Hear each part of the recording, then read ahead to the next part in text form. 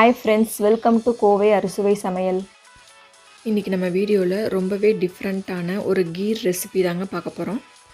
கடலைப்பருப்பையும் பாலையும் யூஸ் பண்ணி ரொம்ப மிக அசத்தலான அட்டகாசமான டேஸ்ட்டில் ஒரு அருமையான கடலைப்பருப்பு கீர் பாயாச ரெசிபி தாங்க நம்ம செய்ய போகிறோம். வீடியோ ஃபுல்லாக ஸ்கிப் பண்ணாமல் பாருங்கள். வாங்க வீடியோக்குள்ளே போகலாம். 1/4 கிலோ கடலைப்பருப்பு எடுத்துக்கோங்க. இதை நல்லா வாஷ் பண்ணிவிட்டு குக்கரில் போட்டு ஒரு 4-5 விசில் விட்டு எடுத்துருங்க.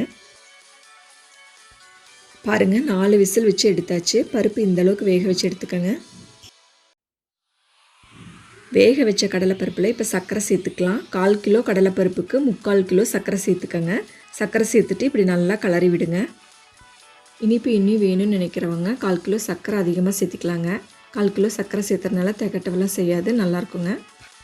இந்த கடலைப்பருப்பில் சர்க்கரை நல்லா மிக்ஸ் ஆகிற மாதிரி நல்லா கலந்து விட்டுக்கோங்க. பாருங்கள், இந்தளவுக்கு சர்க்கரை கூட நல்லா மிக்ஸ் பண்ணதுக்கப்புறமா நம்ம கொஞ்சம் கொஞ்சமாக இதை எடுத்து நம்ம மிக்ஸி ஜாரில் பேஸ்ட் பண்ணி எடுத்துக்கலாம். பாருங்கள், இந்த மாதிரி நல்லா நைஸ் பேஸ்ட்டாக அரைச்சி ஒரு பவுலில் ஊற்றிக்கலாம். கொஞ்சம் கொஞ்சமாக ஆட் பண்ணி இந்த மாதிரி நல்லா நைஸாக அரைச்சி ஊற்றிடுங்க. 1/4 கிலோ வேக வச்ச கடலைப்பருப்பு 3/4 கிலோ சர்க்கரையை சேர்த்ததை நம்ம இப்போ மிக்ஸி ஜாரில் போட்டு நல்லா நைஸாக அரைச்சி எடுத்தாச்சுங்க. இதில் 1 லிட்டர் பால் சேர்த்துக்கலாங்க. தண்ணி சேர்க்காத 1 லிட்டர் பால், காய்ச்சாத பால் சேர்த்துக்கோங்க. நான் ஃபுல் ஃபேட் அரோமா மில்க் எடுத்துருக்கேங்க. பால் சேர்த்துட்டு நல்லா கலந்து விட்டுருங்க. கொஞ்சம் கூட கட்டி இல்லாமல் நல்லா கலந்து விட்டுருங்க. கட்டி இல்லாமல் கடலைப்பருப்பு இந்த மாதிரி நல்லா கரையிற மாதிரி கலந்துக்கோங்க. இதில் கொஞ்சமாக ஃபுட் கலர் ஆட் பண்ணிக்கோங்க. இப்போ இதை நல்லா கலந்து விட்டுருங்க. இதில் கொஞ்சம் நெய் சேர்த்துட்டு நல்லா கலந்து விடுங்க. அடுப்பு ஆன் பண்ணி இந்த பாத்திரத்தை அடுப்பில் வச்சுட்டு கரண்டி வச்சு கலந்துகிட்டே இருங்க. பாலினுடைய பச்சை வாசம் போகிற அளவுக்கு கரண்டி வச்சு நல்லா கலந்துகிட்டே இருங்க. கலந்து விடாமல் இருந்திங்கன்னா கீழே அடி பிடிச்சிரும். இந்த கடலைப்பருப்பு நல்லா கெட்டியாக கீழே போய் நின்றுடும். அதனால் நீங்கள் கரண்டி வச்சு கலக்கி விட்டுகிட்டே இருக்கணும். இடையில கொஞ்சம் கொஞ்சமாக நெய் சேர்த்து நல்லா கலந்து விடுங்க. நிறைய நெய் சேர்க்க தாங்க நல்லா டேஸ்ட்டாக இருக்கும்.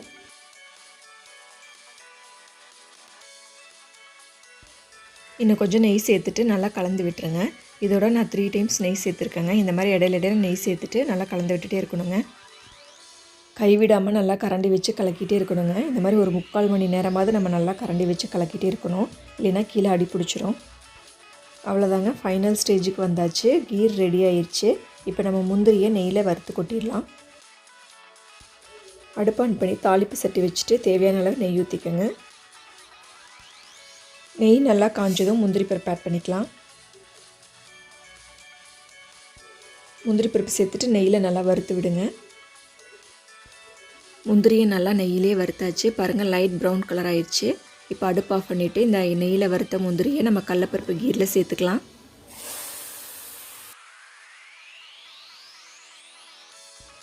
முந்திரி சேர்த்துட்டு நல்லா கலந்து விட்டுருங்க. இந்த முந்திரி இந்த சூட்லேயே நல்லா வெந்துடும். இந்த முந்திரி நம்ம சாப்பிடும்போது அந்த சர்க்கரையெல்லாம் அந்த முந்திரியில் இறங்கி நல்லா ஒரு டேஸ்ட்டாக இருக்குங்க வாயில் கடிப்படும்போது. முந்திரி சேர்த்ததுக்கப்புறம் இந்த மாதிரி ஒரு 10 மினிட்ஸ் நல்லா கலந்து விட்டுருங்க. லைட்டாக ஒரு கொதி வந்ததுக்கப்புறம் அடுப்பு ஆஃப் பண்ணிடலாம். பாருங்கள், லைட்டாக ஒரு கொதி வந்துச்சு. இந்த மாதிரி கலந்து விட்டுட்டு அடுப்பு ஆஃப் பண்ணிடுங்க. அடுப்புலேருந்து இறக்குனதுக்கப்புறம் ஒரு 10 மினிட்ஸ் கழிச்சு பாருங்கள், இந்த மாதிரி கெட்டியாயிரும். இனி நம்ம சர்வ் பண்ணிடலாம். இது வரைக்கும் நீங்கள் இந்த மாதிரி கடலைப்பருப்பில் கீர் ரெசிபி செஞ்சு சாப்பிட்ருக்கவே மாட்டீங்க. அவ்வளோ ஒரு அருமையான அட்டகாசமான டேஸ்ட்டாக இருக்குங்க.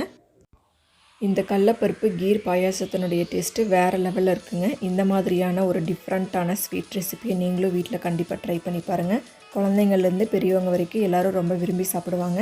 ட்ரை பண்ணி பார்த்துட்டு உங்களோட ஃபீட்பேக்ஸை என் கூட மறக்காமல் ஷேர் பண்ணிக்கோங்க. இந்த வீடியோ பிடிச்சிருந்தால் லைக் பண்ணுங்கள், உங்கள் ஃப்ரெண்ட்ஸுக்கு ஷேர் பண்ணுங்கள், மறக்காமல் சப்ஸ்கிரைப் பண்ணுங்கள். கீழே இருக்கிற பெல் ஐக்கானை கிளிக் பண்ணிட்டீங்கன்னா நான் போடுற வீடியோஸோட நோட்டிஃபிகேஷன் உடனுக்குடனே உங்கள் மொபைலுக்கு ரிசீவ் ஆயிடும். சமைப்போம், சுவைப்போம், உணவையே மருந்தாக்கி ஆரோக்கியத்துடன் வாழ முயற்சிப்போம். தேங்க்ஸ் ஃபார் வாட்சிங் திஸ் வீடியோ. Thank you friends.